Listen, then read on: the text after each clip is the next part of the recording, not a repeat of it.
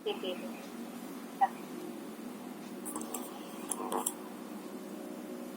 Assalamualaikum dan selamat pagi. Saya ucapkan kepada Prof. Dr. Normaliza dan rakan-rakan sekalian. Kami dari kumpulan Tiada Tajuk Production akan membentangkan kajian wacana ujaran dalam penggunaan media sosial.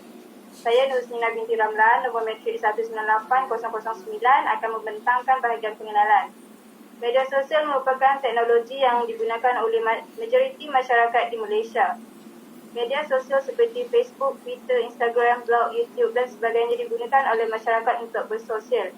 Namun, ada juga segelintir masyarakat yang tidak mahu menggunakan media sosial kerana mereka beranggapan bahawa media sosial akan membuatkan mereka lalai dalam kerja harian. Menurut Normaliza Abdul Rahim 2014, masyarakat memerlukan masa untuk bersosial dan cara yang paling mudah adalah dengan menggunakan media sosial. Namun, media sosial membuatkan masyarakat saling mempunyai perselisihan faham. Oleh itu, Nur Ain Mansur dan Normaliza Abdul Rahim 2019 mengatakan bahawa media sosial memerlukan etika dalam penulisan ataupun teks supaya tidak menimbulkan kekeliruan dengan mesej yang ingin disampaikan. Seterusnya saya serahkan pembentangan kepada rakan saya. Saya Muhammad Zulfadli bin Zakaria, nombor matrik 199751, akan membentangkan tentang sorotan kajian. Kajian ini banyak berkait rapat dengan kajian-kajian lepas seperti kajian oleh Faridillah Ikmah Omar et al. 2015 yang menegaskan bahawa media sosial amat membantu dalam penyebaran dakwah dengan kadar yang cepat dan ia diterima umum oleh masyarakat. Selain itu, Wallback et al. 2019 menegaskan bahawa media sosial adalah sebagai tempat meluahkan perasaan. Ia juga disokong oleh Brady et al. 2017 yang menegaskan dalam kajiannya bahawa setiap apa yang ditulis di media sosial mesti mengandungi emosi.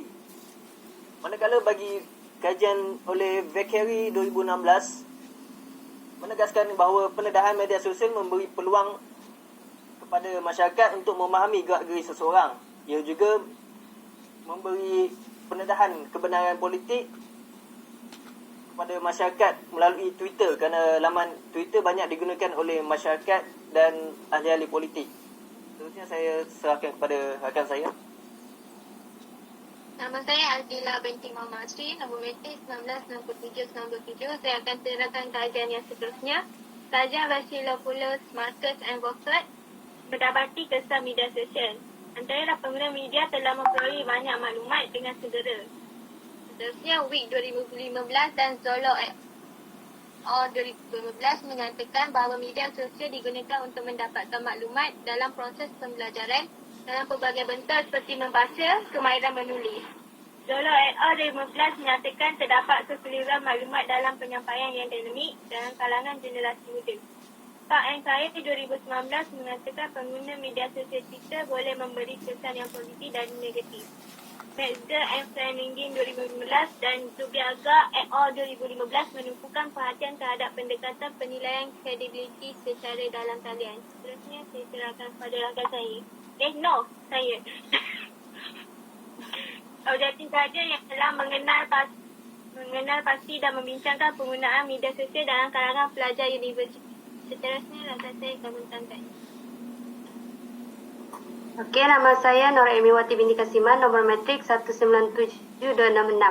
Okey, dalam kajian ini, pengkaji menggunakan dua kaedah, iaitu yang pertama kaedah temu bual dan juga kaedah rakaman perbualan. Dalam temu bual, pengkaji mengambil masa selama 20 minit untuk membincangkan tentang penggunaan media sosial dalam kehidupan seharian. Pengkaji menggunakan 6 orang subjek di Universiti Putra Malaysia yang dibagikan kepada subjek 1, 2 dan 3. Analisis data, pengkaji menggunakan teori analisis wacana yang digunakan oleh Normaliza Abdul Rahim, iaitu berdasarkan 3 elemen, iaitu kandungan, konteks dan juga andaian. Seterusnya saya serahkan kepada pembentang seterusnya. Nama Nur Akilah Hanis binti Rutaza, nombor matrik 199826. Pengkaji telah memperoleh keputusan hasil daripada kajian terhadap ujaran S1 hingga S6. Keputusan ini diperoleh daripada kandungan dalam penggunaan media sosial. Responden S1 menyatakan penggunaan media sosial dapat membantu pelajar dalam mencari maklumat, manakala ujaran S2 mengatakan bahawa penggunaan media sosial mudah untuk pelajar berkongsi maklumat. S3 pula berpendapat bahawa penggunaan media sosial menyebabkan pelajar lalai dan leka. S4 mengatakan penggunaan media sosial memudahkan proses pencarian maklumat. S5 pula berpendapat bahawa penggunaan media sosial memudahkan pelajar berkongsi maklumat. S6 pula mengatakan ia dapat meningkatkan kemahiran bahasa Inggeris pelajar. Seterusnya saya serahkan kepada rakan. Assalamualaikum dan salam sejahtera. Nama saya Nur Syafiqah binti Rapul, nombor matrik 199783. Jadi saya akan sambung di bawah tajuk konteks dalam penggunaan media sosial, iaitu ujaran ini dilihat berdasarkan konteks tata bahasa, latar dan emosi. Subjek 1 dapat memudahkan pelajar dalam memahami pembelajaran dengan lebih baik apabila adanya media sosial ini. Subjek 2 dapat memudahkan proses komunikasi dan berhubung antara satu sama lain apabila tidak memahami tentang sesuatu perkara. Subjek 3 dapat mengetahui tentang teknologi dengan lebih mendalam dan pelajar akan lebih berkeyakinan. Seterusnya akan dibentang oleh rakan saya. Okey, bismillahirrahmanirrahim. Assalamualaikum warahmatullahi wabarakatuh. Nama saya Muhammad Haziq bin Sahari, nombor matrik 199400. Seterusnya saya akan menyambung apa yang diterangkan oleh rakan saya. Responden 4 menyatakan bahawa media sosial ini dapat membantu dalam mencari pelbagai maklumat untuk sesuatu pembelajaran, khasnya bagi seorang pelajar. S5 pula mengatakan seorang pelajar itu dapat berkongsi ilmu pengetahuannya bersama dengan rakan-rakan mereka menerusi media sosial.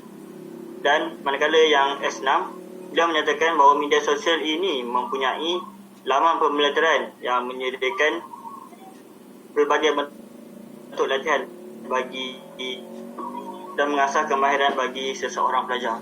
Seterusnya akan dibentangkan oleh Abidin. Okey, terima kasih kepada saudara Haziq. Okey, bagian saya ialah andaian dalam penggunaan media sosial. Okey, bagi responden pertama, pelajar senang untuk mendapatkan info terkini dengan menggunakan media sosial. Mereka dapat berbincang tentang apa yang sedang berlaku. Okey. Bagi subjek kedua pula, beliau mengatakan media sosial dapat mempercepat dan memudahkan komunikasi antara pelajar dengan guru. Okey, bagi subjek ketiga, beliau mengatakan media sosial dapat mengakses laman pembelajaran yang mengandungi pelbagai latihan. Okey, bagi subjek keempat, media sosial memudahkan pelajar untuk menyiapkan tugasan melalui perkongsian maklumat. Okey, bagi subjek kelima, media sosial dapat memudahkan komunikasi secara aktif antara pensyarah dan pelajar. Bagi subjek keenam, media sosial dapat membantu pembelajaran sepanjang hayat, iaitu melalui capaian maklumat dan info yang pantas. Terima kasih. Terusnya. Saya Nur Rashidah binti Rosmadi, nombor matrik 198182. Saya akan menerangkan kesimpulan kajian ini. Kesimpulan yang dapat dibuat daripada kajian ini ialah pengguna yang memahami cara penggunaan media sosial yang betul dan beretika dapat memperoleh manfaat daripada penggunaan media sosial tersebut. Penggunaan media sosial boleh dijadikan sebagai pembelajaran di sekolah supaya pelajar dapat mempelajari penggunaan media sosial secara beretika dan betul dan tidak akan terdedah dengan cara penggunaan media sosial yang salah. Sekian, terima kasih.